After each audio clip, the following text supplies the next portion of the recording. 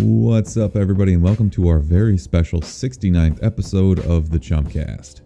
It's Star Wars The Last Jedi week, and unless you bought tickets for the wrong theater like some kind of fool, I'm assuming you've gotten a chance to see the latest from Disney and Lucasfilm. Obviously, we get into our thoughts on that. Britt gets to tell a harrowing story of getting bamboozled out of $40, and we talk Mark's upcoming lottery payout of marrying a girl that is way better than he is. If you want to support us, you can get our merch from thechumpcast.com. If you'd be kind enough to let us piggyback off your Amazon purchases, you can use our affiliate link, thechumpcast.com/Amazon. It doesn't cost you anything, but it kicks us a little bit of chump change. You get it? As always, we appreciate you spreading the word and getting our subscription numbers up so that we can slowly start our cult and bring about the destruction of all that is. On that note, enjoy the show.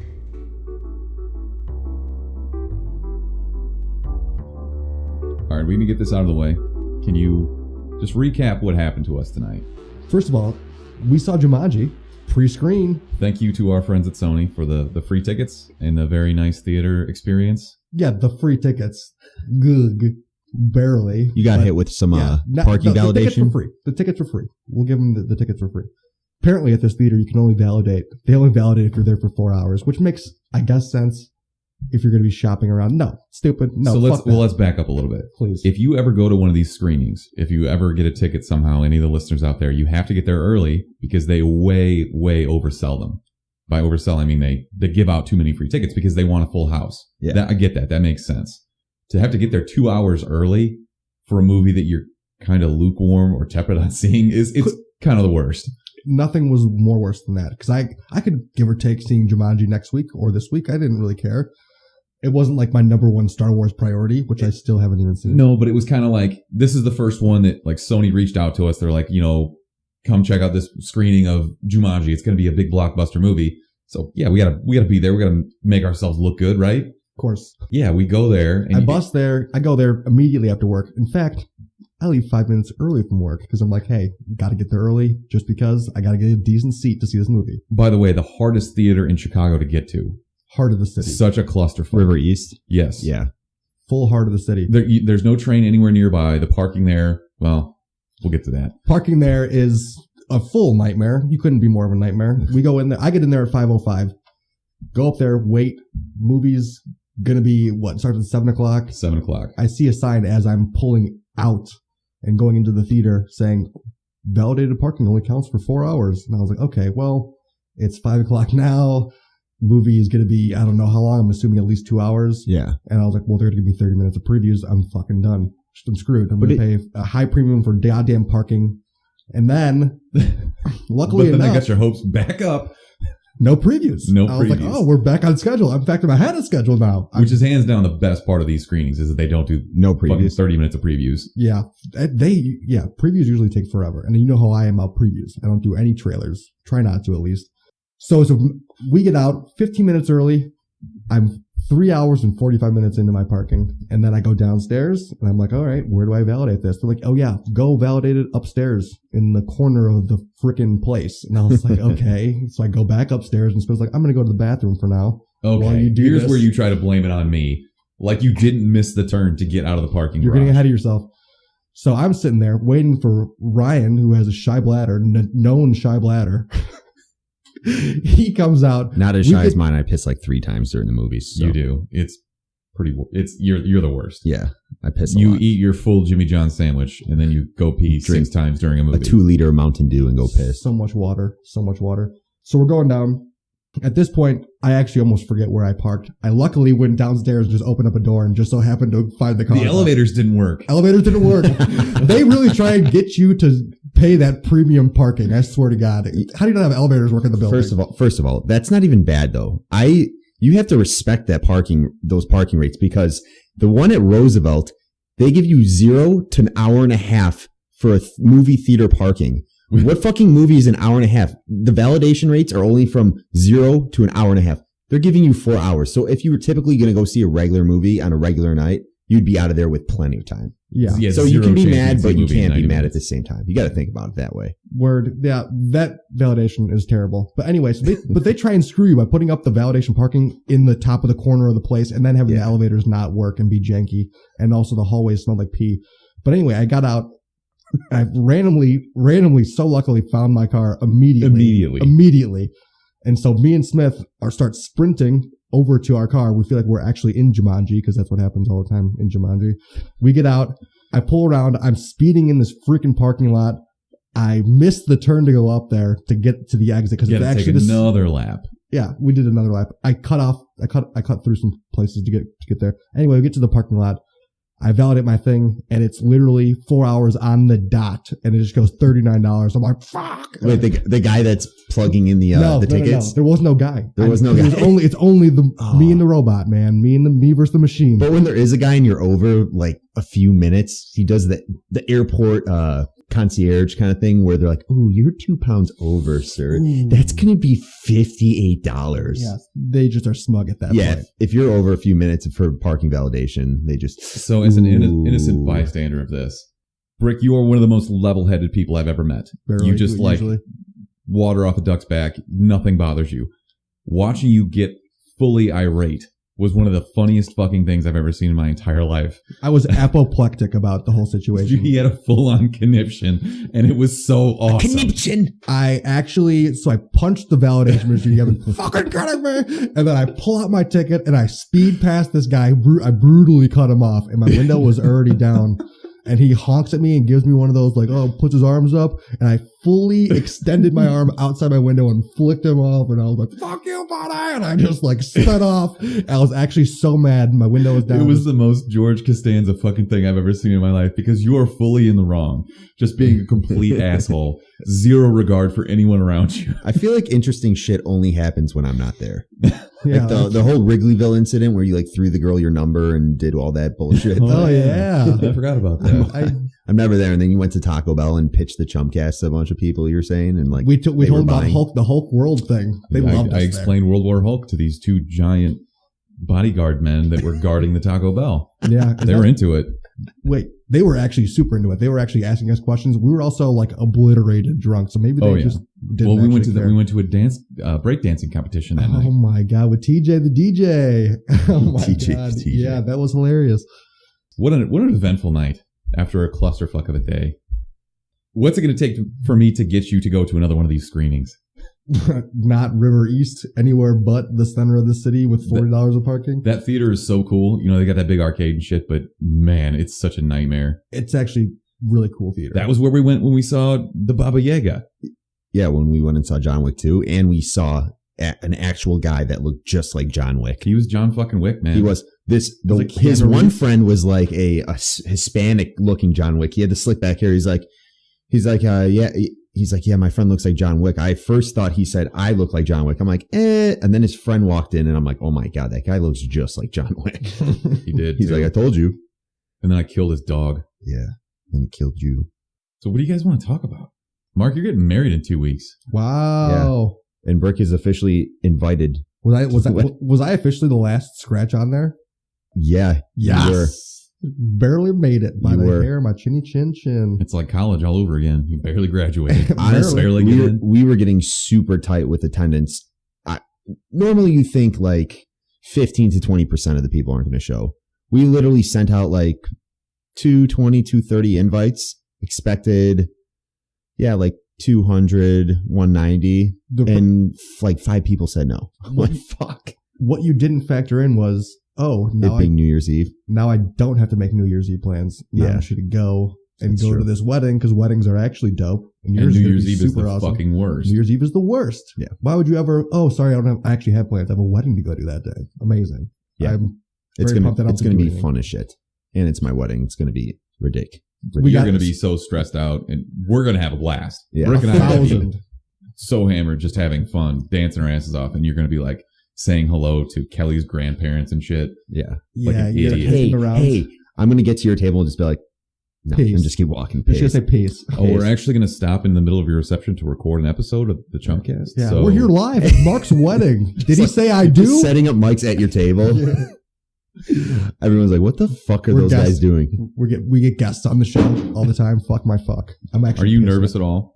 No, I'm not. Or is it I've dated the girl for fucking 8 years. Kelly's but I mean, Kelly's years. not about getting married. Like you so far are fighting out of your weight class. Like she's so much better than you in every way. Yeah, a million thousand. You're the worst, and she's awesome. I think I'm more nervous about.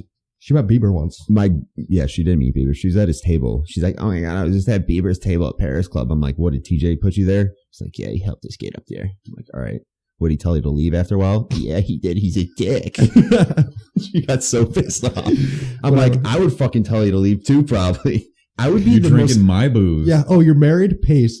If I was a celebrity, I would be the most pissed off person on the face of the earth. No doubt.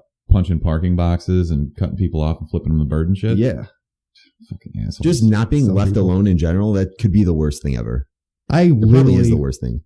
The most contact I have with people is you guys. And I'm like, oh, God damn, I have to do a podcast again. Brutal. I hate people. And we're not like, we even have the same interests. It's not like going to work where you're like, oh, how's the weather? How was your weekend? That's the worst. Fucking the worst. Dude, how do people have work friends? I don't even get it. I don't necessarily. Maybe you guys work with people that are closer to your age. I work for a law firm where the average age is like 53, and then there's me. You're an old soul. Yes, I am an old soul, but I'm not. How was that Dateline NBC last night, Jeff? Did you catch 60 Minutes? Oh my God! How long do you think it's going to be before we can, as a society, get to the point where you don't have to pretend anymore? We're already at the point where there's no privacy. If you do something stupid, or even if you do something good, like you can't cover it up. They're kind of weaning away from that in general, though. You go into the bank, you don't have to fucking make shit talk with the teller anymore. You can just go to the ATM and do your own thing. That's because talking to people is the worst. Same thing at McDonald's. If you're stoned off your ass and you know what you want going in there, but every time you stand in line, you're just like, you don't have to do that. You can go right up to the iPad thing now. Yeah. And just order your McChicken. Started that with the movie theater tickets. So how long is it going to be before we just don't even have to talk to people that we don't want to talk to? Isn't that what ghosting people is? Yeah, but you can't do that at work. Oh, yeah. How long is it before I don't have to make small talk with this 70-year-old secretary? We have nothing in common. Yeah, it's as soon as you want to make that happen. Sorry, Bernice. We're not talking anymore. That is surprisingly close to one of the names that I was thinking in my head. Very close. Bridget? No. Damn it. Have you ever met an 80-year-old Bridget? Blanche. Fucking Golden Girls reference? Hell yeah. Not mad about it. No, Go on. Go ahead. Go on. Go. You guys both. You didn't raise your hand. Go on. Go. I'm just kidding. We lost all. I was going back off track. I was going back to what I'm nervous about with the wedding. That's fine. Go ahead. No, what I'm nervous about with the wedding is probably my best man has been to a few weddings. He actually stood up in a wedding a few months ago and he didn't make it past 8 o'clock. So he's not getting any booze. No booze. I'm going to get him so. I'm like, yeah. I text him. I'm like, you better have that fucking speech ready and you're not drinking. You're having like 3 beers. And that's is it someone you trust to give a good speech? It will be funny. Probably. Funny to everyone or just like funny I don't know. to you? Now that I think about it, we didn't go to college together, so I never was like in a class where I could hear his public speaking, you know? We only went to grade school, high school, and we never had high school classes together. So I have no idea. We'll see. We'll find out. Is he going to try and embarrass you? Probably. Yeah. 100%. I'm in. That's fine. I'm in for that. The one thing you're getting with me though, as the wild card, I'm officially the last guy that guessed. When I send you that text where you're like, yes. Yeah. It was nothing to you. It was, I just needed the okay from Kelly because don't worry, man. I know how weddings work. I know how weddings work. If I could, I'd cut a lot of her cousins. I don't know. Yeah. All that bullshit. Trust me. Don't worry about it at all. You hear that, Kelly? The one thing I know that you are going to get guaranteed is whenever I go to a weddings, I'm always the guy who will start the dance circle. I will start it officially and it'll be popping. I will be the worst dancer there, but I will put out 1,000 effort and make it happen. That's good. Everyone needs one of those people at their weddings. It's a party starter. That guy looks like an idiot, but now I'm going to dance because I can't look worse than that guy. But it could be I'm good. that guy. It could be good and bad though, because it's good that you're that kind of person, but it could be bad for you if there's another person just like you at the wedding. No, but a better dancer. I'll let them. I'll let them shine. Usually dance opening circle dance fight. They're the two guys that just get the party started, but they're just going at it. Dude, once you get that party started, then people are like, oh, then the uncle's like, oh, actually, I'm gonna do a little fucking sidestep in there, and then everyone else gets involved. He's out there in his suspenders and bow tie. My goal is to have people say, I can't look as bad as that guy, I'm going in there. I'm just going for it. That's the mentality. I appreciate that. Yeah, everyone needs that kind of guy. How much, when you're putting together your guest list for your wedding, how much does that come into account? Like, this person's going to be fun at a wedding. Or like when you pick your best man, this guy's going to give a good speech. Or whatever. I don't know. Well, my best man was easy because I grew up with him on my block since I was like 3. That wasn't hard to choose. You know, it wasn't. The hardest part was just making that line in my.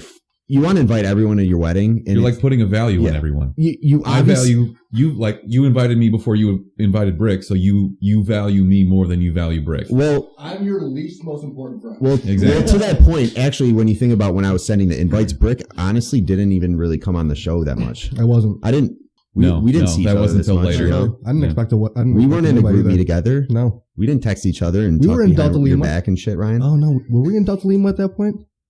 Yeah, maybe. Delta Lima. He doesn't even like comic books. Yeah, no, exactly. The fuck out of here. Yeah, I'm a scratch guester right here. But yeah, the worst part is just because you're going to invite your family first, your aunts and uncles, they're all there. And another thing is our families are pretty big. So I have a lot of aunts and uncles and cousins on my side. Same with Kelly. So then it gets down to friends, and she has a big bridesmaid group. So then I have to match that up evenly. So then I had 9 groomsmen. And then from there, then you start adding on your friends as to how many people the place can hold. So once we have, like I said, okay, we're getting closer to that like 200 mark, then you got to start figuring out who's that next friend you want to invite and so on. And it gets pretty tough. Trim and fat. If I could, I'd invite anyone, but maybe you'll get to that point one day, Ryan. No, I won't. Hey, don't worry. You're preaching to the choir. We're all invited here. Are you just like ignoring Christmas because your wedding is coming? I don't know. Your birthday's in like 2 weeks too. Yeah. Isn't it? Don't you did you did a trifecta here. You did birthday, wedding, New Year's Eve. Well, I technically no longer will have a birthday anymore. It will just be my anniversary. That's true. So smooth move. You'll never forget it. My birthday's New Year's Day. We're getting married on New Year's Eve. So at least it's not on the same day, but still, it's gone.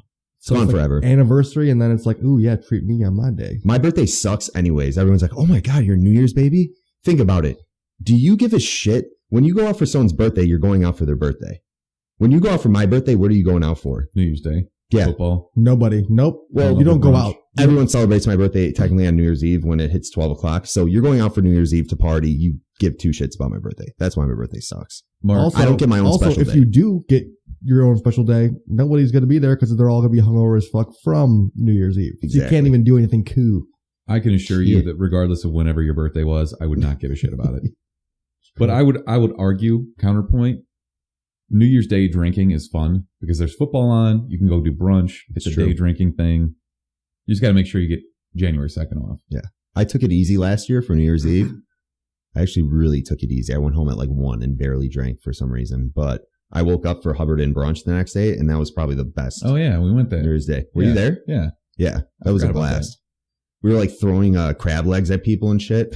I'm like, why did we just get a platter of crab legs? There was all this seafood, this shrimp. It just smelled like, my hand smelled like shit all day. It's just chucking crab legs into like girls' weaves and shit. Weaves? Where the fuck were you? That sounds like a great time, actually. Yeah, it was a little far west, but how about the surf and turf, bitch? Just tossing steaks and crab legs at people. How about all this sexual harassment going on? Holy shit. Yeah, wow. You can't even look at anybody now, or else, like, all right, peace. You're done. You're gone. Peace. No, most of these are actually pretty egregious. Yeah. Most of them. But it's getting to the point where now you're going to have to start, be careful where your eyes go. I saw your eyes move. Bad radio. I'm just looking at your dick, man. Exactly. All right, I saw this question on Reddit. All your favorite celebrities died in 2016. In 2017, all of them came out as perverts. So what's going to happen next year? What's going to happen next year? What's going to be the celebrity trend for 2018? I think it's going to be cults. I hope it's cults of celebrities all against Keanu Reeves. And Keanu Reeves just fights them all. But then he's going to kill every celebrity. And is just left standing by himself. Just like a fight club with Keanu Reeves, but fighting all the celebrities. I'd be into that. Celebrities. That'd be crazy. Keanu Reeves is going on a rampage fighting Brad Pitt and Ryan Gosling, and they are getting knocked out immediately. This is 2018. This is wild. Maybe that's what it's going to be, a celebrity fight club. Celebrity deathmatch. I'd be down for that. Celebrities owning Bring back that NFL bald football referee teams. guy. Could be Mills Lane. Judge Mills Lane. Deep cut. Was that who that was supposed to be? Yeah. Wow. He did the voice for it and everything. Seriously, though, it's got to be something. You know what, man? I think it's going to be aliens. We're going to find out that somebody's aliens. Who is the biggest celebrity alien? Tom Cruise has got to be a regular person. Who's right? the weirdest looking? I don't know. I saw a Reddit article the other day that was titled, "Scientists are convinced Russian boy is alien," and I was so scared to read it, I just didn't read it. That's a good Wow. move. Just like pull the ostrich and just stick your head in the sand. Yeah. There's no such thing as aliens if I don't read it. I think it's, I'm going to take the opportunity here to segue into our best man alive because my best man alive is aliens. Aliens? Did you guys see the article on the New York Times and Politico this weekend No. about, I don't read. the CIA declassified this video and this testimony of these guys in the Navy. And there's this creepy ass video on the New York Times and Politico. And it's, you see something off in the distance and the way they describe it is that it was completely round. It didn't have like engines or rudders on it or anything. And it came up out of the water and it just hovered there for a little bit. And then it took off faster than they've ever seen anything move. Really? Yes. Tell me that's not a fucking alien. No, aliens are real. Of course they are. They But have they just to be. haven't been here yet. And now they have. That's 2018. If you 2018 aliens, boom. If you listen to Tom DeLonge on Joe Rogan's Oh my podcast, God, what a whack job. yeah, he's like, "Yeah, man, we're going to the stars, and there's going to be some pretty big alien news coming out this year." You have a really good Tom DeLonge impression. And it's like, Alien. "And I believe in aliens. I fly to the moon. Where's my Asian friend?" Yeah, but seriously, Tom DeLonge, have you listened to any of his CDs with Angels and Airwaves?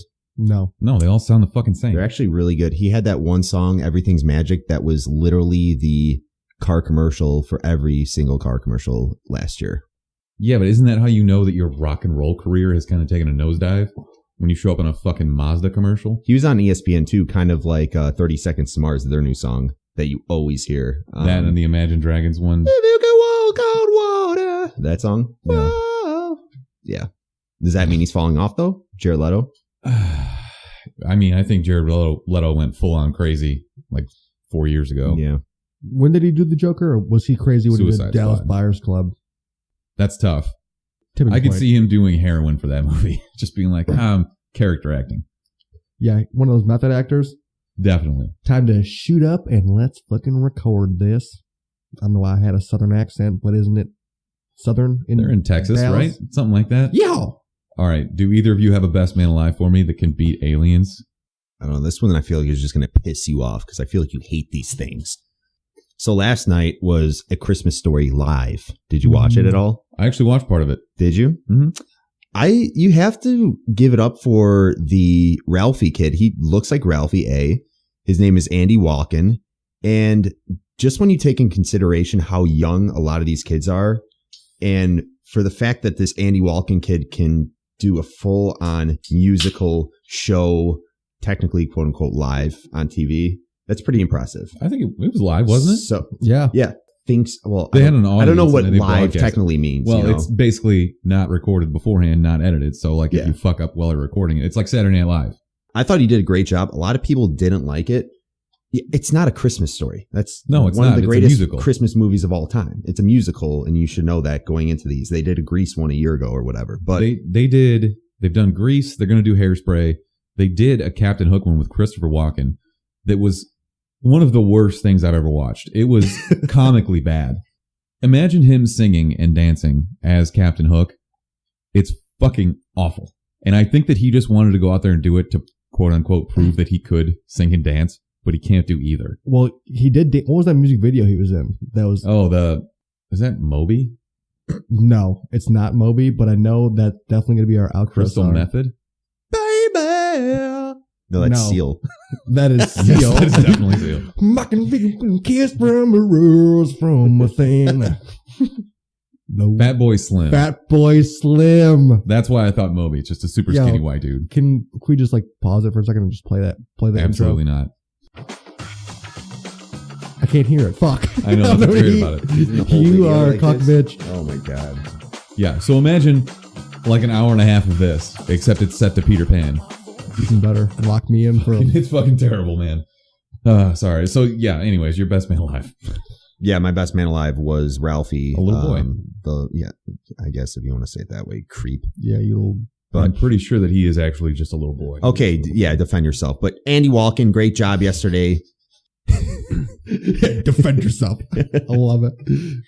A Christmas Story Live. Go watch it. Just know what you're watching. This is 2017. You can't say little boy without being like, defend yourself. Yeah. This is 2017 now, boys. I haven't seen anyone stand up for little boys like that since Kevin Spacey. Have you seen the news lately? God. All right, my best man alive, Jeff Garcia. People forget that he has the actual hottest wife ever, considering he is a ginger Mexican person. He's a very bad looking man. But he's the man. He had a great interview on PMT, but his wife, people forget how hot his wife is. So we should, PMT is, pardon my take, it's Barstool Sports with Big Cat and Pro Football Talk commentary. And I usually don't really get on board with Barstool because a lot of them are assholes, but I really love these guys. They're fucking hilarious. They're amazing. They had a great interview with Jeff Garcia. I totally can't recommend it enough because he actually talks football. Yeah, he's like, great. And they're not just he rolls with their dumbass questions. Yeah, just like they always have. It was a great interview actually.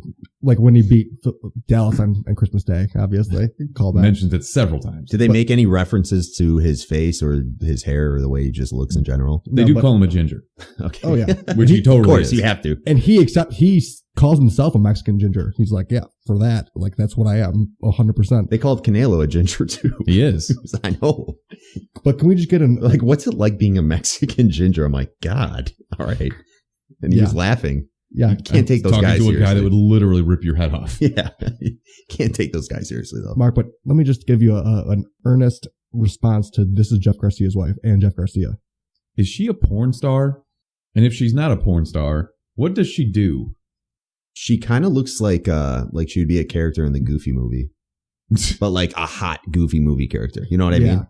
Yeah. She has that really so I'm goofy, in trouble for saying nose. Little boy, but if you talk about how hot a cartoon character is, it's all good. He's on point then. But no, she's absolutely a 10 out of 10, a million. Yeah, she's a 10. How does and Jeff Garcia? Look at him. Oh, he's a very ugly man. He is a Goofy. It looks like he took someone else's face and put it on him.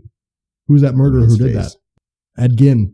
Ed Gein. I thought you were going to say Nicolas Cage in Face Off, but by the way, Unbreakable, not that great of a movie. You have to think about, really, we're going to go through this now. You have to think about the time, okay? That movie is, 15 years old now? Probably 20, actually. That's why I can't watch old movies anymore. I feel like all the movies that we make now, we're like, oh yeah, They're all better. It was actually... Oh, they are. But if we show our kids that, they're like, yo, this movie is trash. The CGI is actually garbage. But it's like... Kelly has never seen Signs either, and that was one of my favorite movies growing up. That was a good movie. I'm like, you need to watch Signs with me. But if I went rewatched it now, I'd probably be like, this is dog shit. Yeah. Who's that? Joaquin Phoenix? Some of Ghostbusters holds up. Mm-hmm. In my opinion. Yeah. And I don't think it's just because of nostalgia. I think I could show someone that movie now and they would still think it's good. Yeah. But those are so few and far between. Something that was on opposite of Christmas Carol Live last night was The Sound of Music. The Sound of Music fucking blows. Oh, God.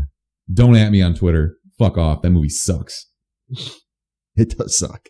I think you can't go any further back than the 70s and have an actual good movie. A Wonderful Life. It's a Wonderful Life. Not a fan. It's too long for you. Once you watch it all the way through, it's actually super. Kind of like Star Wars. It's too long. The way that they used to act is just, they would just talk really loud and over exaggerate all their syllables. And it was just fucking weird. Wow, this is ridiculous. Oh my God. Exactly. And that's what you do when you mock someone. It's not acting. But if you take it in for what it is, I still like watching the Andy Griffith Show just because I like to see how people acted in that era. Of course, it's like a time capsule. I am a period piece kind of person. That's why I liked Wonder Woman so bad, or Wonder Woman so much. And yeah, Wonder Woman was also made in 2017. Yeah. But I'm just saying, a period piece. I know what you mean. But it was set in the old ages. Exactly. The medieval times. Yeah, I'm a period piece kind of guy. No, right after I got finished watching Unbreakable, I turned back to the TV and it's the Philadelphia game, NBA game. And fucking M. Night Shyamalan is sitting courtside. I'm like, this fucking guy. He knows what you're doing, man. He lives in Pennsylvania.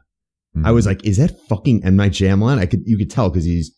What kind of rich person lives in Pennsylvania?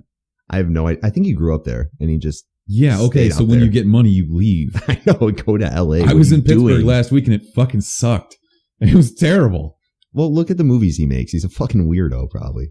Hey, we like Split. I know. It's a weirdo. Yeah, true. Oh, Jesus. All right, let's get into some news for the week. So, Mark, this is a good one for you.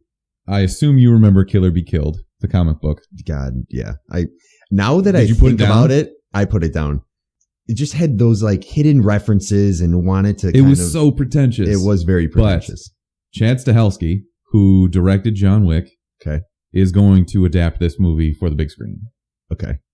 Are you excited or not? I'm always excited for seeing movies that were originally comic books in the first place, just so I can be like, hey, did you know that was a comic book before it actually was a featured film? So you want to be pretentious about the pretentious book. You kill yourself, dude.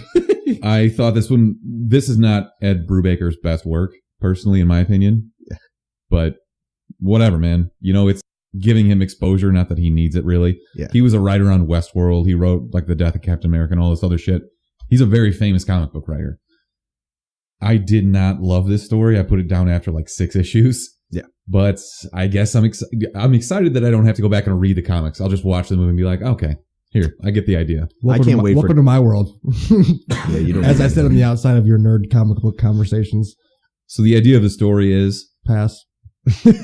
Fair enough. No, it's a good story. Listen to this. It's fine. It's interesting. Fine. Give me. The guy basically makes a deal with a demon or the devil or something, and it saves his life. But in return, he has to kill someone once a month, kind of like balancing of the soul. But the thing is, you don't know if it's just him going crazy or if he's actually seeing these things. It's never, not that it's never addressed, but that's the idea, is that the conflict is he doesn't know if it's real or not. So he could be just a full psychopath. So what he decides that he's going to only kill bad people. And when you have that kind of decision, like, okay, now you're a vigilante, why do you get to decide who's good and who's bad, etc.? So there's your conflict. So it's Dexter with the devil. More or less. Yeah. I never saw Dexter, but it makes sense. I'm into it. Dexter was great and bad, and I heard biggest roller coaster show ever. So at its best, it was amazing, and at its worst, it was some of the worst fucking TV I've ever seen. I got almost impressive. I watched it with Ilpo for like kind of like Walking Dead. Yeah, but there's not a uptrend. Walking Dead was It is just been on a straight decline. Walking Dead was a steady rise and then just like plop off. I feel like from what people have told me about Dexter is it's like the first season was good, this third season was amazing. Just like every other season was like, oh, this is actually super good, and then one of the worst endings to any TV show I've ever seen. That's just fucking terrible. What kept me interested about Dexter was the fact you're thinking the whole time, are they going to ever fucking catch this guy? And every time you think he's about to be caught, he somehow finds his way out of it by killing them or doing something. Which is the curse of any show that keeps going. Yep. You know, like you have to keep writing yourself out of the corner that you painted yourself into, but... Yeah, which is why Breaking Bad was so fantastic. The 5 seasons, like, they peaked. They knew they peaked. There's no reason to go back except for Better Call Saul quietly, I guess, as a callback, if you will. But they spun that off nicely. And not trying to go too far off the rails, but with Dexter, I would have to say one of my most hated female characters of all time on the Skylar scale, I would say. Wow. Who is? His sister. What's Deb? Her name? Deb. Really? Oh my! When she would get worked up and cry about shit, for sure. She has the worst cry face ever. Did you ever see The Exorcism of Emily Rose? No. She's the actress in that. It's very freaky. I don't know why that made me think of that, but there's a scene where like her bones start breaking and bending, and it's fucking weird. Like this? That's what kind of. Except for her entire body, not just her pinky. That's what I think of when I think of Deb Morgan. Yeah, she's along those lines of a Carrie from Homeland, just overly worked up all the time, super emotional. Cries all the time. That bothers me. Falls in love with her brother, which is super creepy. Yes. Yeah, got it. All right, moving on. Brock Lesnar reportedly is going to play Ivan Drago Jr. in Creed 2. I saw that. And I don't really know how I feel about this. Dude, he doesn't even say anything when he's wrestling. If he derp, he derp. Like when... He is the polar opposite of what Ivan Drago was. Like he's big, but he's not like jacked. He's not ripped. There's got to be a scene in the movie where he's just eating a whole fucking big ass plate of food, like with the biggest chicken thigh ever, and just biting into it. Also, is he supposed to be in the same weight class as Michael B. Jordan? Yeah, I know. What the fuck, man? That doesn't make any sense. He's just going to show up with this big dick tattoo on his chest? I don't know. If there's one person that should play Drago in a movie, it's freaking Drago, aka you don't even know his real name. Chris Caldwell. Chris Caldwell. Come on now. Brick is is infamous. Nobody's ever going to know. Brick, No one's ever gonna know. You're infamous for shouting out people that half the time I don't even know. And 90% of the time, the listeners will have no idea who the fuck you're talking about. No. 100% of the listeners will not know. Also, gotta shout out my boys, you know? I don't care. This is my platform. I'm gonna give my boys a voice. Okay, Right. it's just me. Boys a voice. You heard it first. Yeah, I am already slurring my words. It's probably because You're still worked up. $40 for parking for a movie that was supposed to be free. Hey, the movie was still free. Movie was still free, I guess. Kinda. Shout out to our friends at Sony. Yeah, Sony, you're the best, kinda. All right, so no thoughts on Brock Lesnar then? Got it. No, I like Brock. He doesn't speak. He doesn't speak ever. Well, I mean, Ivan Drago didn't really speak. He just, I must break you, and that's it. If Sounds he like dies, he perfect then. dies. He's perfect then. Feed me. No, that's fucking. Do you think Right they'll do back. him as Russian again? I want to see him punch that thing that tells him how hard he punches. Yeah. It's such a ridiculous scene. They have to make him Russian. 200,000 megahertz. This is what? This is literally Cold War 2.0 in essence. They'll probably make him like North Korean. Yeah, I was going to say. Oh, 안녕하세요. number one customer. Oh, Cut Jesus. that right. You got that right. All right. I guess the biggest news of the week, obviously, is that the Disney purchase of 20th Century Fox actually went through for $52 billion. You brought that back. Remember? Billion Yeah, dollars. that's- So what did they do? Just bring a $52 billion check to Chase and just They actually did it with deposit stock. this, please? Oh, really? Yeah. Yeah. That's usually what they do Surprisingly with a good companies. answer But for that. I didn't expect that to be a good Yeah. I am answer. actually a It's just like, Disney come on. shareholder, so I know these things. I feel bad for Nice. you. Okay, peace. I want to go Wait, back no, really quickly can to you something Can you? Okay, go ahead. for the best man alive of the week. Apparently, this guy in New York was selling Chuck E. Cheese coins and calling them Bitcoins. Oh my god! And he what sold over $1 genius. million worth of them. Shut up. And that is just the perfection of cryptocurrency in a nutshell, because nobody has any fucking idea what they're doing and they're just throwing money at it. And I can see you getting mad at me right now. I'm not getting mad. You're think getting it's funny. so fucking mad at me right now. Yo, It's the funny. fact that he made. I can laugh. I didn't lose any money. I'm not going to lose any money. I already took my my initial investment out. I'm good. It's sitting in USD. Everything is just money on the table. I'm just playing with it at this point. That's Yeah. the way you do it. That's a smart investor, is it not? Right? It's just a perfect snapshot of like, no one has any idea what they're actually putting their money into. It's all speculative. Yes. Well, Completely. many things are only speculative, but Yeah. this is one of those things that has literally no intrinsic value. Like the US dollar has a military and a government to back it. Gold is worth something to everyone in the world. Mhm. But then there's Bitcoin, and nobody can tell you if you. I'm sorry, I'm getting mad right now, but I've seen so many people like making money. That's on what you social- see. on social media that are like, oh, I'm throwing all my money into Bitcoin. Like, you have no fucking idea what you are the one that's driving the price up. And the people that actually know what they're doing are going to get out, and you're going to be fucked. Most of them have already got out. At this point, it's all of us just fighting over the scraps. That's all it is. Yeah. That's how it is most of the time. You had all these hedge fund managers already in it initially 2 years ago. They were in this shit. And they cut their check, and they're most of them are out by now. way too many, way more than that. I had a friend who's a financial advisor now. He's my old roommate.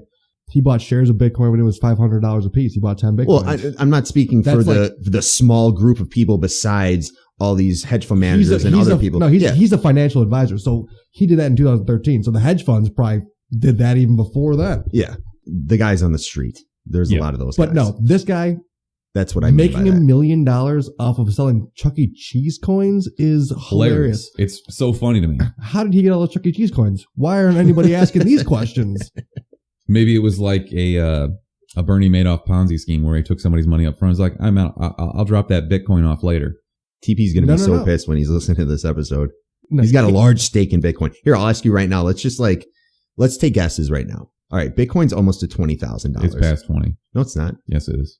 Since when? It already oh my passed God. 20. Oh my God. So nice. It might have gone It's back back. below, but it did It's like, cross 20. okay, it's 19, whatever, $20,000. What do you think it's going to get to before it drops significantly? I could see it going to like 35, 40. Yeah. It could easily double from here. Okay. But I'm also not going to touch it Oh, yeah. because I have no fucking idea when. And that's the thing. Like with a stock, there's earnings behind it. There's, projection of future cash flows. You don't have that with Bitcoin or any other cryptocurrency. Have all these people throwing money into something they don't know and pumping it up. But at the same time, yes, you can make money. And that's what people realize. My one friend not in New York anymore, but he was a Wall Street guy. 2 months ago, I told him I threw chump change in this, just like side money that I would have spent gambling at the casino, and he's like, that's fine. I just don't understand how you can put money into something you know nothing about, that you know absolutely nothing about. And I said, I don't know. I just feel like people have been making money. I just want to get in this a little bit. Before you know it, a month ago, he hits me up. All right, how do I put my money into Bitstamp? How do I get my money into GDAX? My point is, everyone is realizing that the Joe Schmo guy on Facebook, yeah, he sounds like an idiot. Like, how do I put all this money in Litecoin? But Litecoin's up to like 360, and it was like $200 a couple months ago. It's going up, and people are making money. And yes, I have a feeling a lot of people are going to lose a shit ton of money on this, and that's a fact. And that's what scares me. And I think if I had to compare this to anything, it would be like Beanie Babies, because Beanie Babies prices went up through the fucking roof when everybody wanted them, but then everybody was like, what the fuck are we doing that here? Millennium Bear shit or whatever the hell was. Is this the movie podcast or is this a Bitcoin podcast? I'm sorry. I had to get this out because TJ sent me a Snapchat. Is TJ in it yet? He's got to be in it. He sent me a Snapchat Friday of you bending this kid's ear and just giving him a fucking ear beating about cryptocurrency. Yeah. This is what we're doing to our goddamn listeners. No, we were bending each other's ears because we're both in the same crypto, bro. It sure as fuck looked like you were doing all the talking. Hey, what's your stance on Monopoly money, guys? Basically the same thing. At least I have paper money worth as much as a Bitcoin. Yeah. Hey, I actually probably worth more. It's exciting, man. It's exciting. It is. Yeah, it is. I'm just in it for the fun. You're in it for the goddamn money. And you have Bitcoin. You have a bunch of Bitcoins, and you're like worried about people at your venue for your wedding. You can pay for 1 million people at your wedding. I do not even have Bitcoin 0.01 Bitcoin. Well, I do. You got Bitcoin money, dog. I don't even have 0.05 Bitcoin. You're good. No. All right, enough talking about this. Exactly. I just have one more question. I don't want you to. I was about to say you're welcome, listeners, for transitioning this back from Bitcoins. You don't have to explain it to me. Yes or no. Do you understand where Bitcoin comes from? No. Okay. That's all I wanted to know. There's a Netflix documentary. I guess we can. I haven't watched the Netflix. We can recommend it. The guy who owns Bitcoin hasn't seen it. Okay. I actually haven't seen it. I watched it. Was it interesting? It was interesting. I watched it at actually midnight, and I still stayed up for the whole thing. So that says something. Well, I'm the idiot that opened a Bitcoin wallet 3 years ago and never bought any. So what do I know? Yeah. Anyways, I know this needs to go. If I had bought 20 Bitcoin, I probably could have bought Disney by now, or bought Fox, 20th Century Fox. So what I want to get into was what did they actually purchase? What content are we getting from Disney? So it's the actual production studio, and that includes all of the TV shows that you see on Fox. It's not Fox News. They own Avatar. They own Alien, like the franchise. They own a shitload of movies like Kingsman, X-Men, right? Yes, all those like Spider-Man? X-Men, Deadpool, Gambit. All those are now owned by Disney. What's the Spider-Man like clause? Is there a Spider-Man That's Sony. clause? Oh, okay. And actually, Spider-Man, I believe, after Infinity Wars, is not eligible to come back. Though, if they fuck up another one of those movies, Disney's going to come in and say, listen, here's some money. Get the fuck out. So we'll see.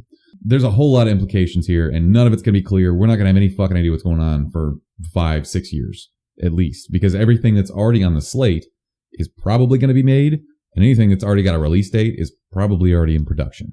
So we'll see what happens from here. This is kind of scary, honestly, because what you have is Disney, who is one company that now owns over 25% of total studio production. And that's kind of eliminating competition and not great. And you're talking from an owner's perspective, right? I'm talking from like a consumer's perspective. You bought the stock. I didn't even hear what you said, actually. You're talking from an owner's perspective because you own stock. Well, actually, as an owner, that's great. But shit. It's fantastic. But as a person who consumes movies and TV and shit, like you want competition. It's probably not that good. It's scary too because now they own a majority stake in Hulu and they could just tank Hulu if they wanted to. You know, they're launching their own streaming service in 2019. They bought all this proprietary software to do it. So I don't know what's going to happen with that. But how long till Disney owns Hollywood completely? You could make a case to say that they pretty much do now. Shit. Rotten Tomatoes is basically owned by movie production studios. When are we going to get bought out, you know? So what does Netflix do when they shoot a movie like Light that's coming out? Where do they go? They go to a production studio in Hollywood? Is that where they shoot a lot of it? Someone comes to them, and what happens is Netflix says, all right, we'll give you 50% of the money up front. Probably less than that, actually. Probably like 25%. And we'll keep you afloat while it happens, and we'll give you the remainder of what we agree upon once you deliver us a finished product. Okay. And that's how they don't get swindled. Yeah. Because somebody could just take your money and say, all right, I'll make you an awesome movie now, and then disappear. Kickstarter, right? Yeah. Pretty much. Yeah. So that's Netflix kind of has it on lock. I think that they kind of have the market cap and the cash now to stay afloat, at least for the time being, but we'll see. Yeah, it was weird. I saw an actual commercial for Light the other day said Netflix. Bright, not Light. Yeah, I was a little confused by that too. Right. They got a great soundtrack. They have a killer soundtrack. Yeah, I'm excited for that. It comes out this Friday, I think. Is that the first time you've seen a commercial for an actual Netflix show, not a Netflix commercial? I want to say that they did advertise some of the Marvel TV shows. It's a possibility, yeah. But I think as far as the movies, and I think they did Stranger Things too, but I think as far as the movies go, this is probably the first one. Yeah. Definitely a first movie for Netflix. But I guess that says something that they're kind of going into advertising and showing that it's bringing them into the television marketplace. Jimmy told us they're going blockbuster movies. Back to making movies with Netflix or whatever. South Park made a show, or actually the game, Fractured Butthole. They're making fun of all these superhero movies that are coming out, and they were basically mocking the Marvel franchise itself. Like, oh wait, phase 1 is all these movies, phase 2 is this. And they're saying Netflix is throwing out cash to all these movies, just like throwing it, make this. And so that is actually what's happening. I feel like they did that in an episode too. Yeah, oh, did they? I mean, it kind of is, but it kind of isn't. Like, if you don't show up with a product, they're not going to pay you. I think that they were just more poking fun at all the content that Netflix is churning out. They're coming out with a lot. Absolutely. Every week they're coming out with is it something special or some sort of new, either like a stand-up special or a new movie like Bright, or they're sort of pumping out random movies. I think they've been turning out shit for a long time. Just most of it hasn't been big budget until now. I don't have any more news for the week. Is this where I go? You know what? Get the fuck out of here. Yeah, get out of here. Somebody was too stupid to see Star Wars this week and bought a ticket for the wrong theater. Yeah. Yeah, that's true. Yeah, worst person alive goes to you. All right, peace. Yep. Mark, did you love it when Jar Jar Binks murdered Yoda?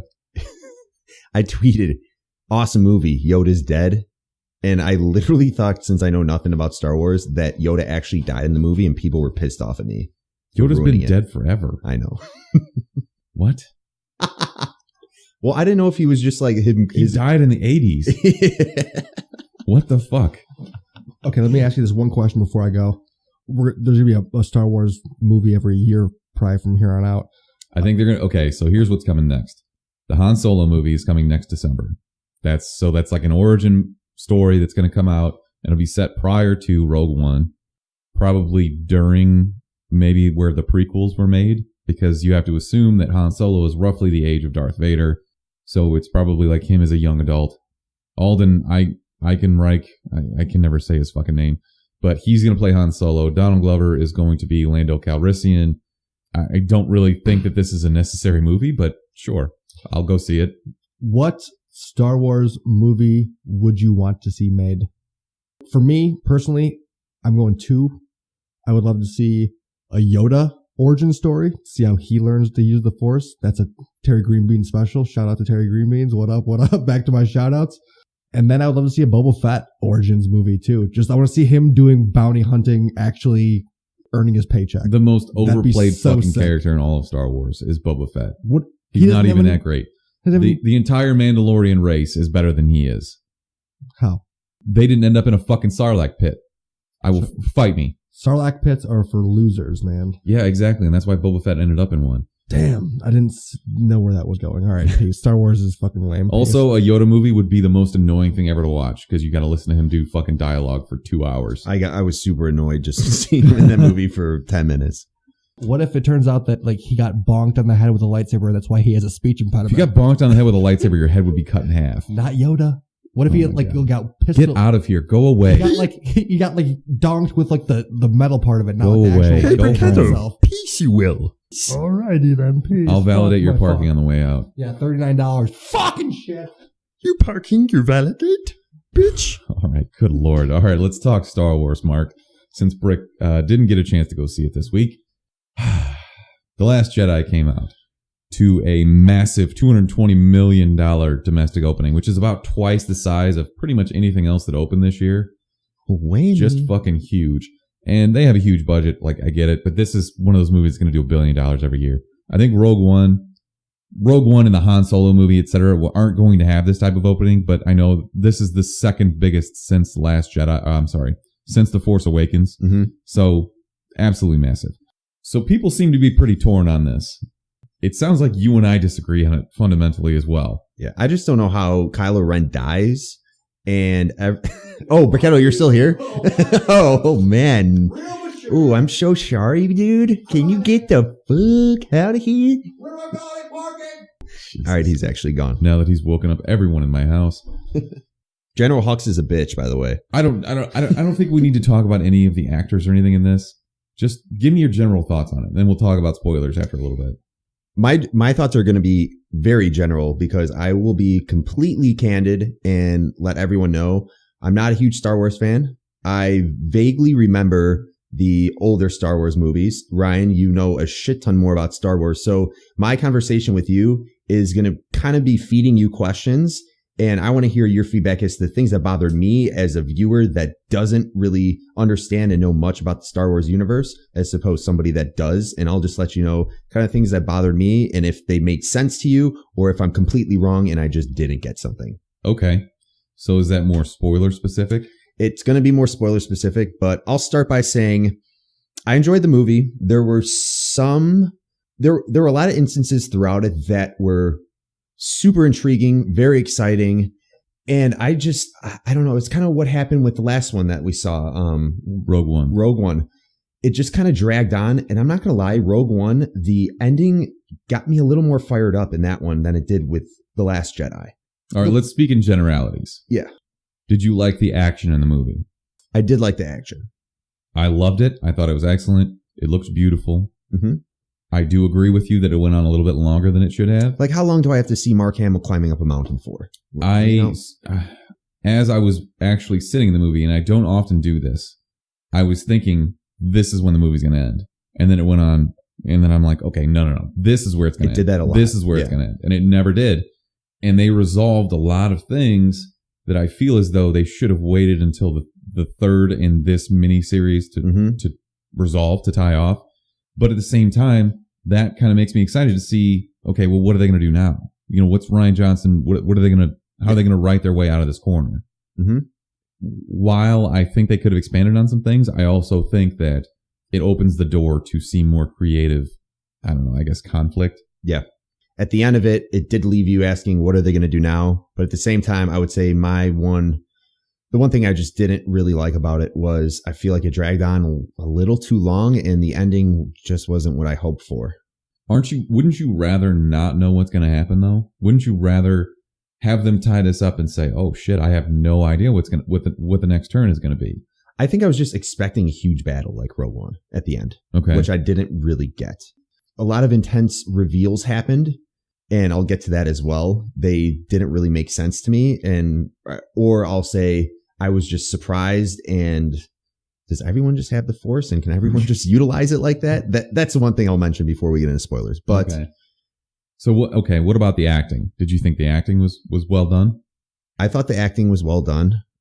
I love Mark Hamill. I felt like he was just struggling a little bit. I think he was amazing in this. You do? I do. And apparently I'm the only one that will say that I don't think that Leia's performance was great. Yeah. I think, look, it's not to disparage her in any way, but she wasn't in acting she was out of acting for like 30 years. She wasn't doing it anymore. And she, rest her soul, she had so much work done on her face that it's like hard to hear. Yeah. It's hard to understand what she's saying. So that was a little distracting for me. She finished up shooting this movie though, right? She did, and she shot some scenes for the next one. Okay. So they're going to have to find a creative way to get around that. And I'm sure that they will. But I was going to say, if there's any CGI of her, that's really impressive because I couldn't notice at all. But she was. Yeah, and it's going to suck to see her go. Look, I love her as a character. It's just, I don't know. That was the one, I guess, acting point that didn't really click for me. I wouldn't say it was the acting. I would say there were some characters that I was a lot more fond of in previous movies, such as Finn, than I was in this movie. So it was the writing. Basically, I would say it was the writing. Some of the, I guess, the detriments to it, a lot of the characters' motivations are unclear. Mm-hmm. It really did. There is an entire storyline that could have just been cut out of this movie. Yeah. It's not that it was bad. It's just that it was unnecessary. And I think that it was a little heavy-handed in that they're trying to teach you a lesson. And that's not what I want to see in a Star Wars what's going on currently in the world. Yeah, there's a lot of the political shit too. Yeah. The whole casino scene was politically driven, I would say. I would agree with you there. So I guess give me your rating and then we'll talk some spoilers. I will give it a 7.5. Okay. I thought this movie was excellent, even through all of its faults. Mm-hmm. I had so much fun. I think the suspense was great.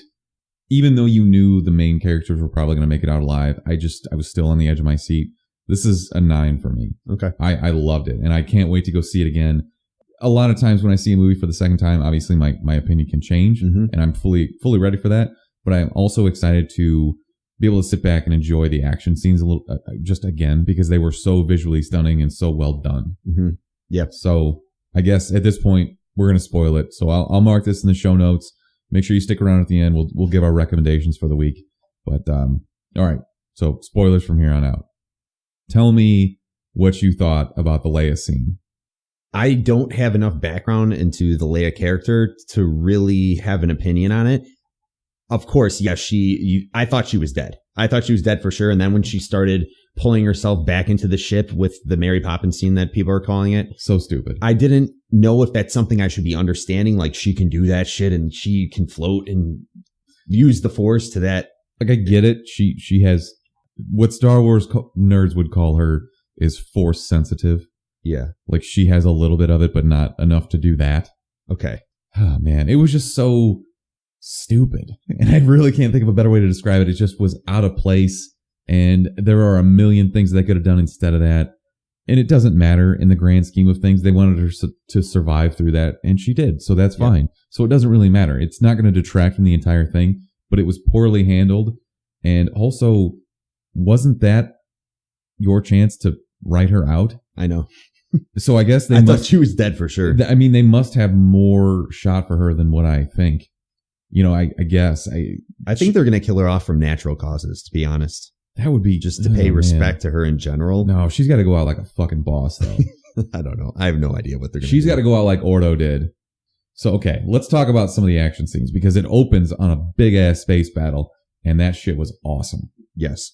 I absolutely loved it. And it's, even though it's the same stuff you see in every Star Wars movie, it's X-Wings and bombers fighting Star Destroyers and their fleets. I don't care. I will watch that all day. You will watch that shit all day. Yes, 100%. And I love Poe as a character. I think he's great. He is great. And it's also great that they don't treat him as a perfect person. Yes. Like it's fully realized that he fucks some things up. He got some people killed. And you go along with it because you think he's not fucking the situation up at the time. And then you later realize, yeah, you kind of did fuck that up. Oscar Isaacs is great though. Yeah. And even his whole dynamic with Ordo, I think that's her name, right? Mm-hmm. Leia's like the one that took over for Leia. God, I hope that's right. Yeah. But wait, Admiral Holdo. I don't know why I said Ordo. Sorry. Holdo. Yep. Holdo. That was my favorite scene in the movie, by the way. I think you're getting to it. Their whole dynamic is great because while it's happening, you are on Poe's side because you're just like, fucking tell him what you're doing. But she doesn't, not only does she not have to, but she shouldn't because she's the commander of this ship. First Order. She knows that the First Order like is tracking them and knows. So she doesn't know that like maybe they have a spy on the inside. Of course, that's what she should be doing. It made sense afterwards, but at the time you're frustrated. And we talk about it all the time. A movie should make you feel something, even if that something is a bad feeling. If you don't, the worst thing you can feel in a movie is absolutely nothing. To your point on a movie should make you feel something, I would say the scene where Admiral Holdo put the spaceship into, what do you want to call it? Hyperdrive. Hyperdrive. Like hyperspace. Yeah. Hyperspace, and drove it right into the ship and incinerated herself just to save the others. It just was silent. And you could tell that hit home for a lot of people. It was fucking awesome. It was awesome. It's visually awesome too. I'll mention that. But my question is, why wasn't that the plan in the first place? I think she just didn't want to. She didn't want to die if she didn't have to. She knew she was going to die. I don't know. She stayed behind. Why wasn't that the fucking plan in the first place? I don't know. And look, it doesn't have to make sense. It's a Star Wars movie. Imagine if you were on the other ship looking back after she did that, like, why the fuck wouldn't she just do that? Exactly. How many people died while they were fucking shooting on escape ships? They did blow up like 6 of those ships. All of them. There's like 24 of the rebels left in entirety. Why the fuck wouldn't you do that before? I don't know, man. All right, let's talk about these casino scenes because Finn and Rose. So Rose is a new character. You see her sister die in the very beginning. She's on one of the bombers and she kind of sacrifices herself. I thought that was a great scene, but the whole Rose thing kind of felt forced. Like the kiss? She's a good character. Yeah. I can totally get behind it. She has good motivations. You know, like she's emotional about her sister. I get it.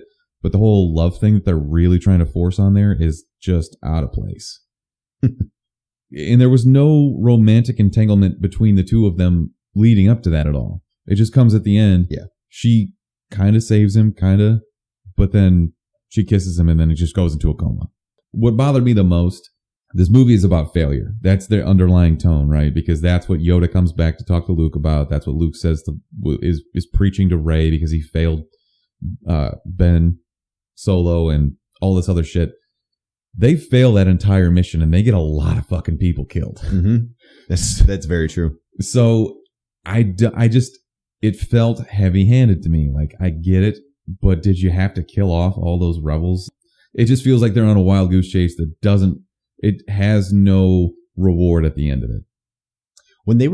This is what I'll mention. I didn't understand this. The whole side story with Finn and Rose, when they were trying to find that tracker, and it just totally fell through at the end, that whole debacle they went through where they had the battle with, who's the metallic stormtrooper? Captain Phasma.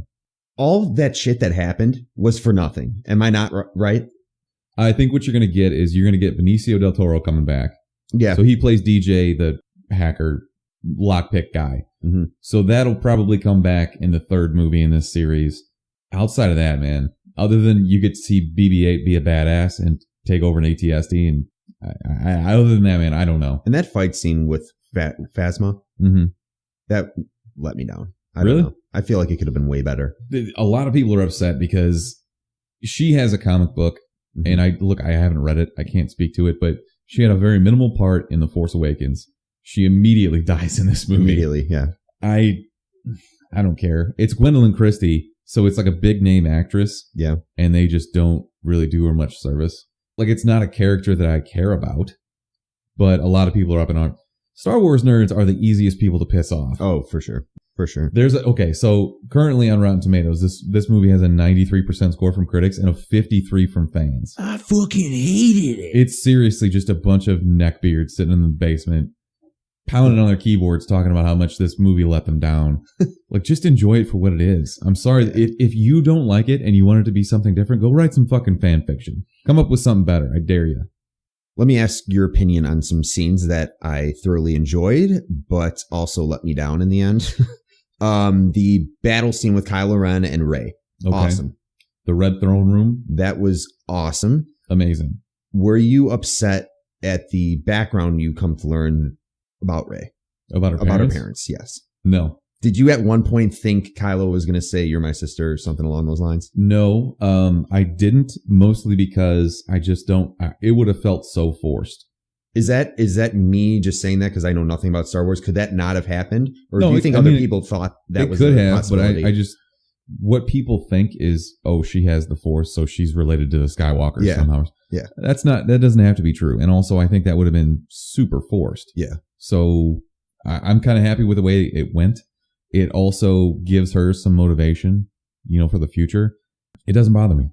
But that scene in the Red Throne Room was amazing. And even when he kills 100% Snoke, awesome. Andy Serkis is the king of CGI. He really is. He's the freaking king of CGI. But at the same time, the way they killed Snoke, I was like, seriously, you have all this force, all this power, and you fucking get sliced in half like that. I thought it was great. It was great. It was really satisfying. Misdirect, and I thought it was amazing. It was a huge misdirect because he had all the force and he gets sliced in half like that. And the fight that ensues afterwards is amazing. Yeah. I loved it. I love that entire scene. What do you think of the porgs? Take them or leave them. They're cute. That's how Star Wars makes $1 billion, is by selling merchandise. Yeah. They did have some good interaction with Chewie that made me laugh. Like when he's eating what looks like a cooked porg. And just and they're looking like really sad at him. I forgot about that. That was really funny. That was pretty funny. Rey, why she wasn't able to tap in her force at all in the beginning. And she gradually started to, but in the end, she's able to pick up 3 tons worth of rocks and hold them in midair. Doesn't that take a lot of force? And for somebody that is a little premature to being exposed to the force in general and figuring out her true capabilities. So when Luke is training with Yoda in the swamps, it takes him like a very short amount of time to lift the X-Wing out of the water. Okay. So I don't think that's necessarily outside the realm of possibility. Look, you're dealing with something that you have no way of measuring. Yeah. You know that she has the Force from The Force Awakens because she uses it on Kylo Ren in the forest in the lightsaber battle. Yeah.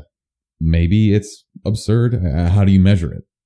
Just seemed like a lot of force at the time, Ryan. Hey, she's a pro. I don't know. And the thing about Luke Skywalker is he didn't really start learning the Force until he was older compared to, the rest of the Jedi that start when they're super young. So like everybody treats him like this super badass Jedi, but maybe he's not. The midichlorian count, man. Was I just supposed to be okay with a character such as Luke Skywalker dying into fairy dust? That. I did not like that. Why do they do that all of a sudden? They did it with Thor, and they just expect me to accept it, that he just vanished and just poof. Now he's just dust and he floats off over the ocean, and there it is. There's his meaningful and quiet and calm death. They do at least address it in this. They say Luke is gone. I felt it. Okay. I thought it was dumb because he doesn't need to die. Yeah, no. And he doesn't really have a payoff. Like when Obi-Wan Kenobi dies, he dies fighting Darth Maul. Mm-hmm. Or no, I'm sorry. No, that's not Solo. Qui-Gon Jinn, sorry. Obi-Wan Kenobi dies fighting Darth Vader. Wait, the Liam Neeson's Obi-Wan Kenobi? That's Qui-Gon Jinn. Oh, shit. I don't know nothing about Star Wars then. I probably fucked it up too, don't worry. But his death didn't feel as meaningful because he didn't do it in person. He just shows up as a hologram and then disappears. Yeah. And he's going to come back and be the Force ghost to Rey, I'm sure.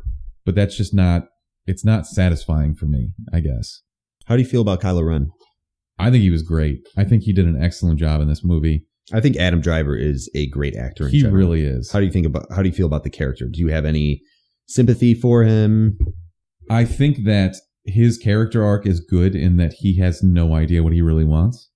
His shirtless scene was very weird. Yeah.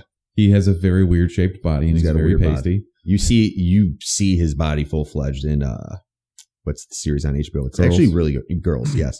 I really enjoyed his interaction with Rey. Like them being linked and talk. That was really good. Yeah. Because I think that's a great plot development point. His big reveal that he thought that Luke Skywalker tried to kill him, and then later Rey confronts Luke Skywalker about it. Like that's a really good storyline. I really enjoyed that because it shows you the inner conflict of Mark Hamill's character and how he views it differently than Kylo Ren did, and it's good. That's good writing. Yeah. So I really did enjoy that. Okay. And back to the scene on Crate where Luke Skywalker goes to basically confront Kylo Ren. First of all, the visuals on Crate were fucking awesome, where it's all white. Yeah. And then the red. Salt. The contrast is amazing. Yep. All of that was gorgeously done. And they kind of tease a little bit in the trailers with whatever they were driving that just like rolls over the sand. Yep. The salt, sorry.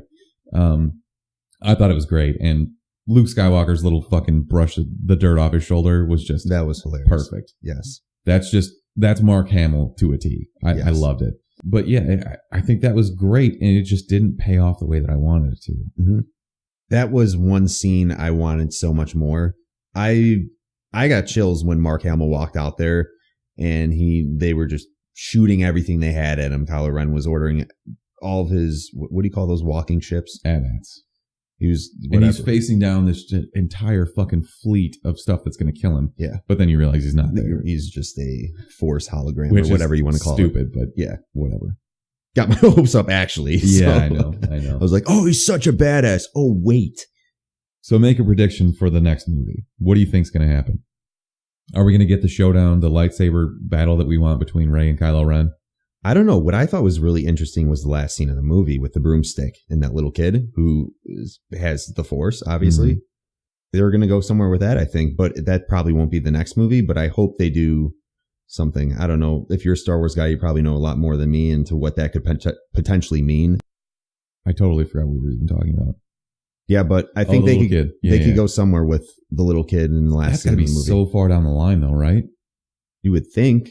I don't know. I think they're probably going to cut ahead a few years. They'll rebuild the rebellion. Like, they'll have a rebel force.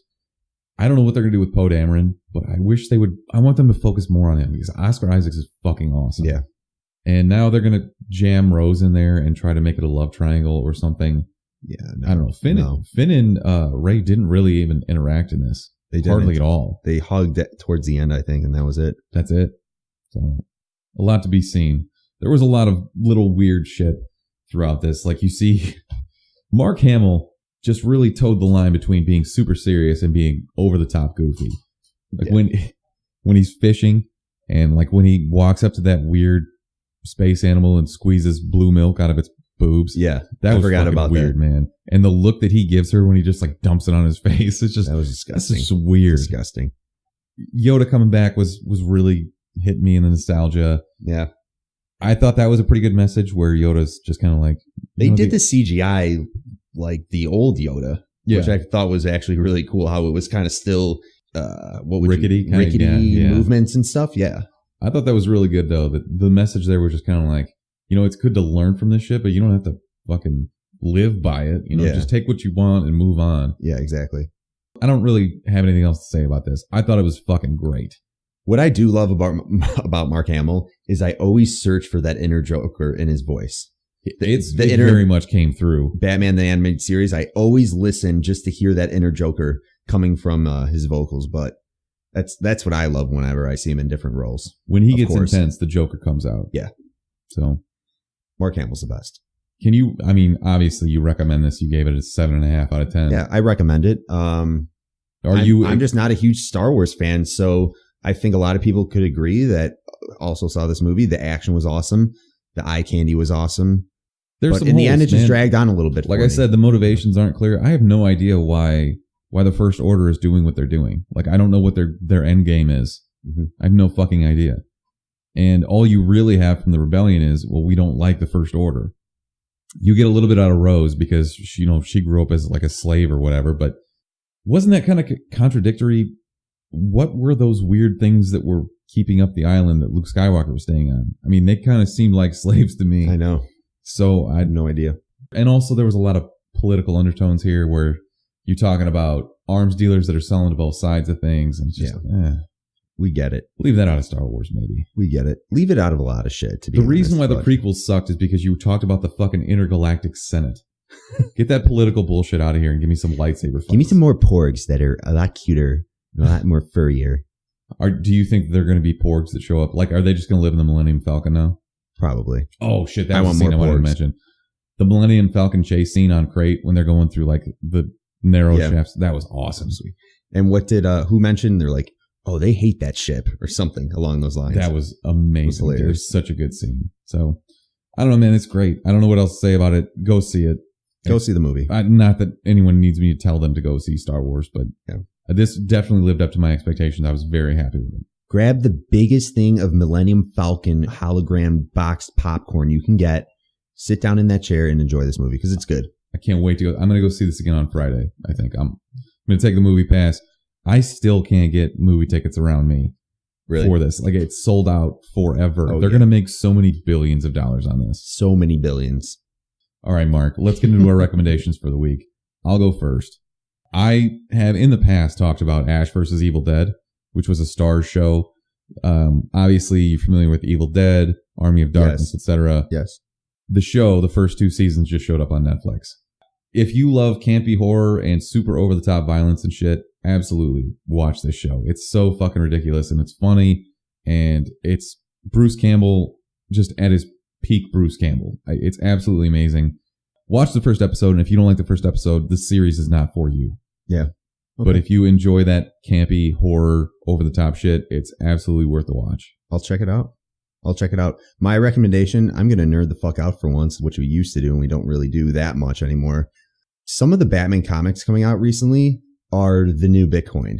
These things, you should be investing in these things because the metal covers are amazing for Batman Metal, the comics that are out now. The storylines are amazing. And one of the best reads I've read in a long time was the latest Batman annual that just came out. Okay. It has nothing to do with the current storyline or... That's what annuals usually are. They're one-offs. Yeah, exactly. But it's awesome. I was going to bring it. I forgot to bring it. My bad. But yes, if you are interested in Batman shit and want to read something, grab the comics for Batman, the metal comics. But I will nerd out a little bit harder. I did start reading Altered Carbon. You're reading it right now? Yeah, I'm reading it. And I don't know if I missed something or they just don't do a good job of setting up the universe, but there's just a lot of terminology that I don't get. Who wrote that book? Oh, fuck. It's Richard Morgan. Pretty good so far. I don't know. It's fine. I know that there are more books in the series and that I'm going to kick myself for reading this because the TV show is going to be completely different. And I'm going to be like, oh, well, they didn't do this like an idiot. Yeah. So, I don't know. Read Batman Metal. Will do. Also, read Descender. That's going to be a new movie coming out. I think Sony's producing that one as well. We were talking about Kill or Be Killed. Descender's awesome right now. Still. I got to catch up, dude. I'm so far behind on my comics. I know. What happened to us? I don't fucking know, man. You're getting married. I'm busy all the time. I can't read my comics I actually do read my comics pretty much every night. I have so much shit I'm trying to catch up on still, but I'm so behind. See what we talk about when Brick's not here? Comic books? So much better. Exclusively. You want to talk about Bitcoin some more? Yeah. All right, guys. Now we're going to get into some Bitcoin advice. We're going to talk blockchain mining. Call us the Crypto Chump Bros because guess what? Blockchain. Oh, you want me to tell you what Bitcoin is really about? Is it a conspiracy? Aliens. Let me just say that. Aliens. Think about it. Nobody knows who actually started Bitcoin. Aliens. All right. Well, thank you guys for listening. That is all, folks. And until next time, chumps out, motherfucker.